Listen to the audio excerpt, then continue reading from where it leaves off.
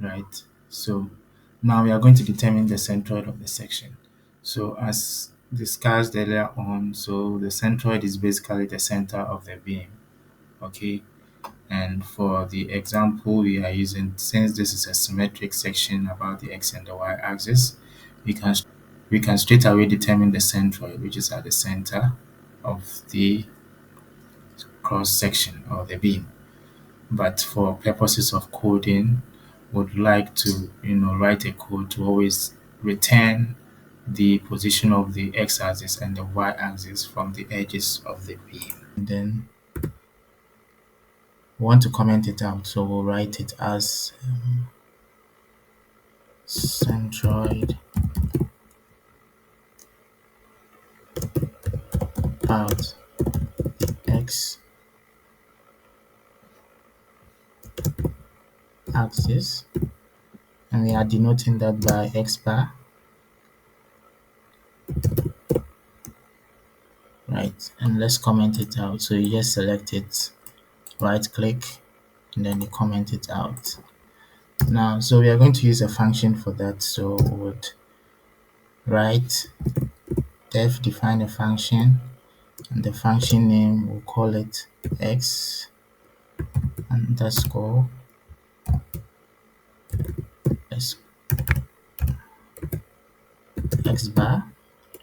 We'll have parameter. Now looking at the calculations we did for y, it is basically the depth of the beam divided by 2. So to have just parameters of d, centroid about the x, and denoted by x bar, right? So you can select it, right click, and comment it out. This helps to tidy your work as you go along. So now we are going to use a function for that. So write def, and then the function name, let's call it x underscore bar into bracket, to have parameters y. Going back to the calculations we did previously, so our y is the depth divided by 2, right? So it's just the depth divided by 2, so it will have parameters d, right? So to just have a parameter d, and then we'll have a semicolon at the end since it's a function. Okay, now so what is it returning? We want to return d over 2, which is y. Okay, so return d divided by 2. Okay, so that is fine now. So let us run the code now and check whether the x bar will be computed. So we come here to the button again, click on that. So we enter the width of the beam, which is 100, the depth is 300. Okay, so the area of the section is that. No, but we forgot to add a print statement to display the results here. So we'll do print into brackets. Now we are going to put a string character in there, so double inverted commas, and then we write x underscore bar equals, then we leave a space, comma, and then the function. So the function is x bar, right? Okay, so I think now it is fine.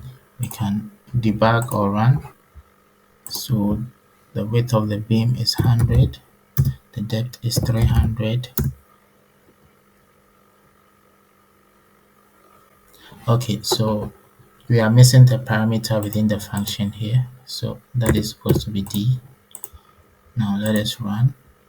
So the width of the beam is 100, The depth is 300. Okay, so our x bar has been computed for us now. As seen, the computations, the manual computations we did. Okay, so that's fine now. Next, we are going to compute the centroid about the y-axis. So again, we can comment that out. So centroid about the y-axis.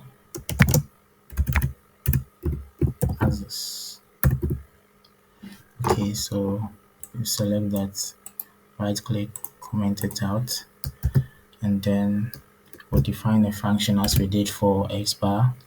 So def y underscore bar. It will have parameters. So going back to our manual computation. So our y bar is the width of the beam divided by 2. So b divided by 2. So to have parameters b, capital B, and we'll have a semicolon at the end, and then we would return so b divided by 2, and then to display the output or the results, we'll do a print statement again. So print into bracket double inverted commas, and then we'll write y bar y bar y bar equals to, and then we'll return the function for y bar. Okay, so we can run the code now and check the results for x bar and y bar now. So the width of the beam is 100, depth is 300. So y bar is missing one parameter. Okay, so we need to put in the parameter within the function. So that is b, and let's run again. So 100, the depth is 300. Okay, so now we have the y bar and the x bar computed as expected. Okay, now we are heading on to compute the moment of inertia about the x-axis and then the y-axis. So first of all, we start with the moment of inertia about the x-axis. So I'll comment that out. So moment of inertia about the x-axis.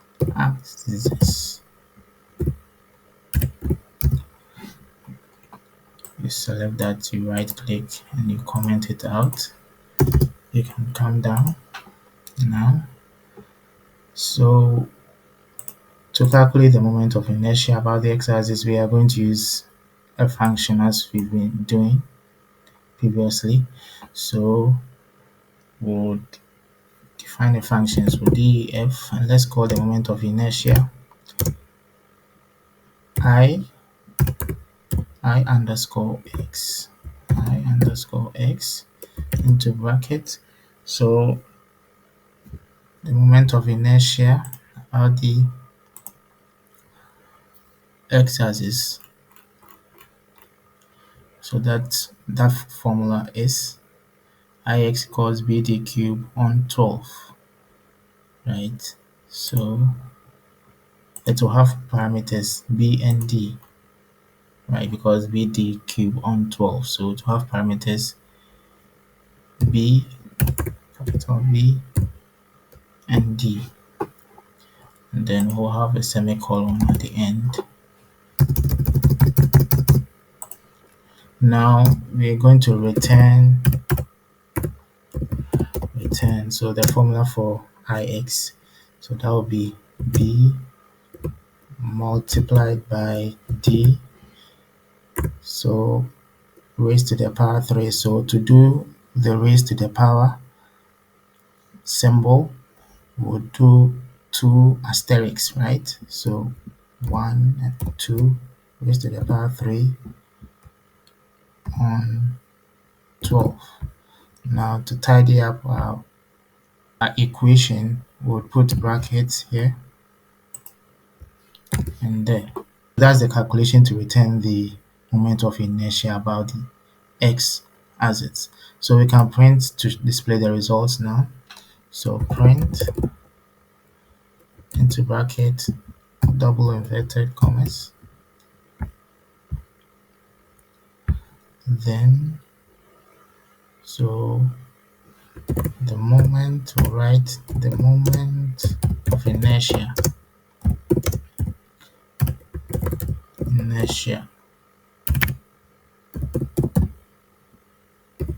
So I x equals, then would return the function, so ix. Okay, but this has to come back, right? Let's do same for the y-axis. I will copy this, bring it down here, and change this to y-axis. Then I'll define a function again. So define a function. Let's call the function name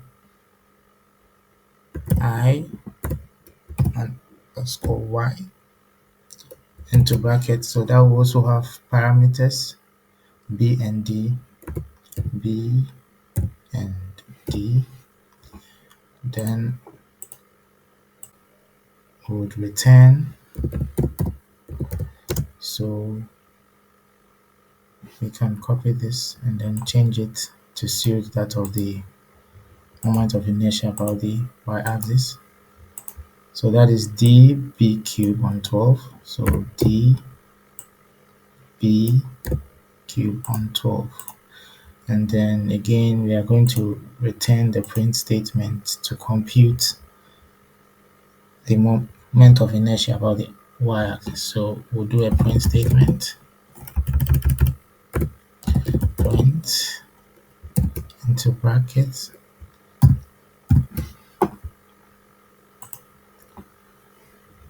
so the moment of inertia Iy,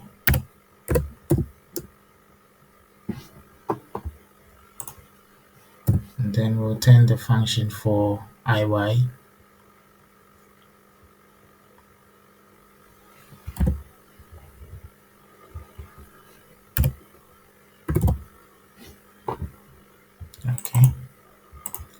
Okay, so let us debug now.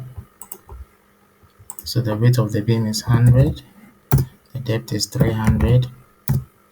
Okay, so those values are the same as what we computed manually. So moment of inertia about the x-axis to be 225 times 10 to the power 6, and that of the y-axis to be 25 times 10 to the power 6.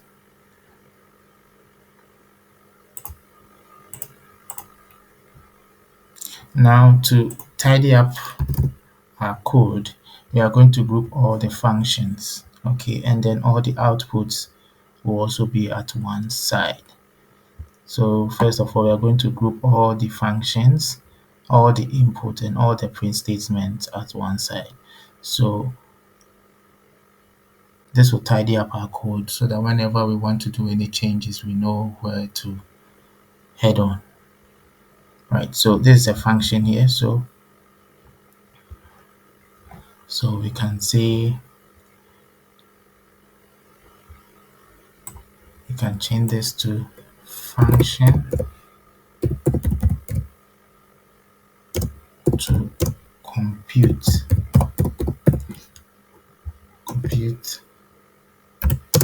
the cross-section area of the beam, right?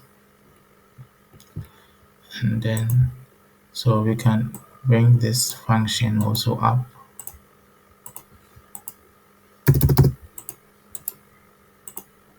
then we'll write function to compute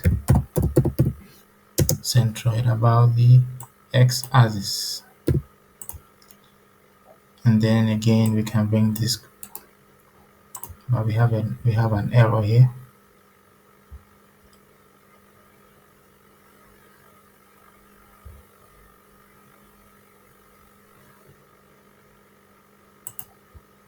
Okay, so we'll solve that later. Now we can bring this function to here. Let's cut it, bring it down here, and then comment this out.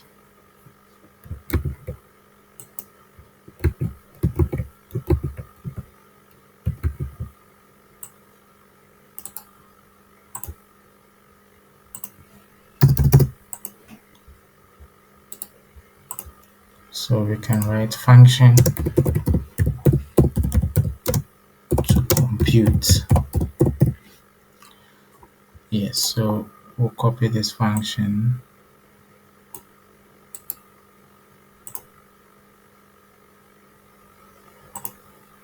we'll cut it and paste it here. And then we have this function also to cut.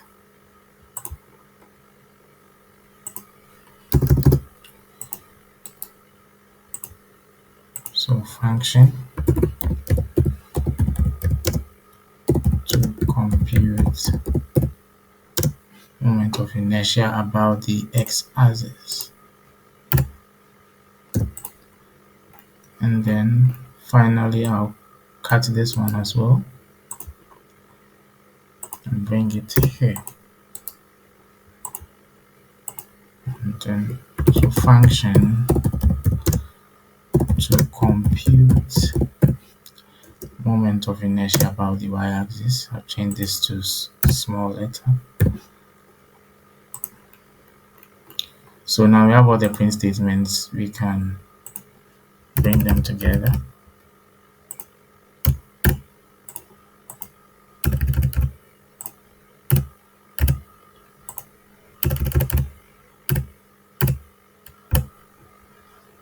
Now the reason for this error is it doesn't know the inputs of the B and the D, right? So we need to cut the inputs and then bring them up here. So that would be the first, and bring them up here. So this is a B.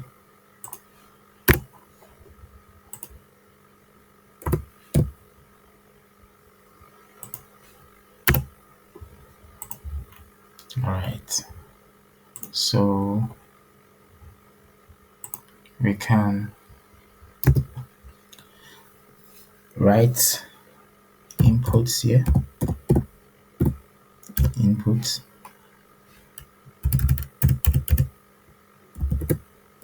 input here. I'll comment it out. Okay, and then here again we can write functions, and then we'll comment it out. Let's make this capital letter, and that's caps.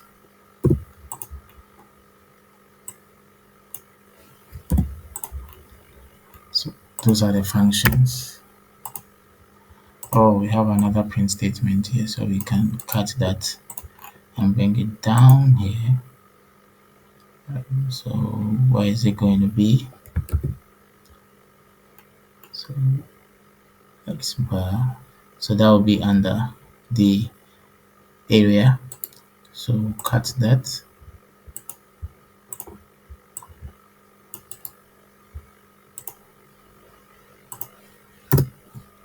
and bring it here.